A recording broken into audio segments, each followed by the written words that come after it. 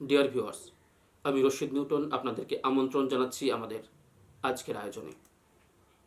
এই দুনিয়াতে যারা সফল ব্যক্তি আছেন তাদের কোনো একজনের কাছে গিয়ে যদি জিজ্ঞাসা করেন যে একটি মানুষের জীবনে সবচেয়ে বড় বোকামির কাজ কি, তাহলে তিনি তার একটি উত্তর দেবে: নিজের সময়কে যে সঠিকভাবে ব্যবহার করে না, নিজের সময়ের মূল্য যে বোঝে না, সেই এই দুনিয়ার সব থেকে বোকা মানুষ। আজ সেরকমই একটি সুন্দর শিক্ষণীয় গল্প আমি আপনাদের সঙ্গে শেয়ার করব। একটি গ্রামে একজন পিতা ও তার ছেলে থাকতেন।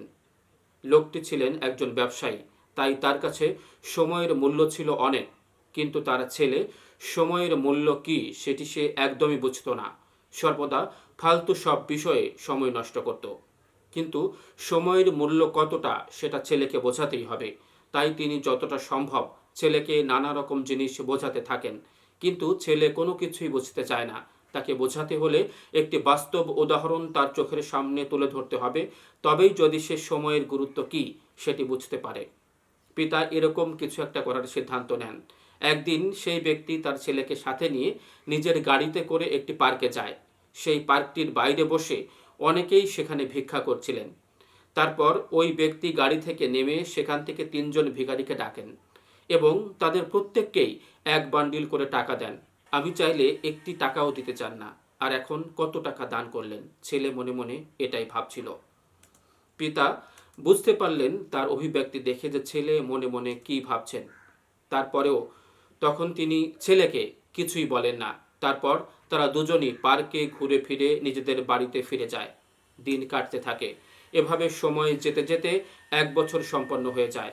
আর তখন ওই ব্যক্তি তার ছেলেটিকে নিয়ে আবার ওই পার্কে ঘুরতে যান। এখানে 3জন ভিখারিকে অনেকগুলো টাকা দেওয়া হয়েছিল।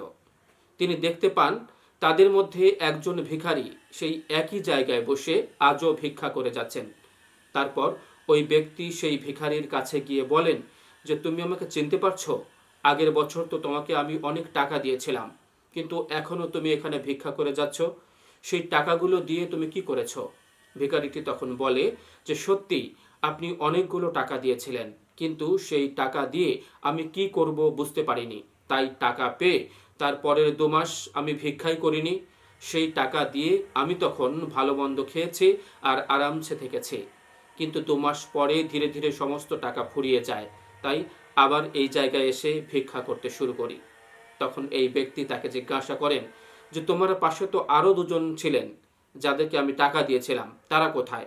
তাদেরকে দেখতে পাচ্ছি না। ভিখারি তখন বলে যে, ওদের মধ্যে একজনের কি হয়েছে সেটা আমি জানি না, কিন্তু আরেকজন, সে এখন আর ভিখারি নেই। ওই যে সামনে একটা আইসক্রিমের দোকান দেখতে পাচ্ছেন, ওই দোকানের মালিক সে এখন। একথা শুনে ওই ব্যক্তি ছেলেকে নিয়ে সোজা সেই আইসক্রিমের দোকানে যান। গিয়ে দেখেন যে সত্যি সেদিনের সেই ভিখারি এখন এই দোকানের মালিক। দোকানদার এই ব্যক্তিকে দেখা মাত্রই তার কাছে এসে হাত জোড় করে তাকে ধন্যবাদ জানায়। তাকে দেখে তিনি বেশ খুশি হন। তারপর তাকে জিজ্ঞাসা করেন যে, তোমার সাথে আরও 2জনকে আমি টাকা দিয়ে সহযোগিতা করেছিলাম, তাদের মধ্যে লম্বা মতো একজন ছিলেন, সে এখন কোথায়? উত্তরে দোকানদার বলে যে, এখান থেকে সোজা কিছুটা গেলে একটি তাস খেলার ঠেকা আছে। আপনি যে টাকাগুলো দিয়েছিলেন সেই টাকা পাওয়ার পর ও ওখানে জুয়া খেলতে চলে যায়, আর ধীরে ধীরে আপনার দেয়া সমস্ত টাকা সে হেরে যায় এবং সে জুয়ার নেশায় পড়ে যায়। আর তারপর থেকে সে সারাদিন ভিক্ষা করে আর সন্ধেবেলায় সেই টাকা নিয়ে গিয়ে ওখানে জুয়া খেলে। আপনি যে ওকে টাকা দিয়েছিলেন সেটি না দিলেই হয়তো ভালো হতো। এরকম অনেকবার আমার মনে হয়েছে।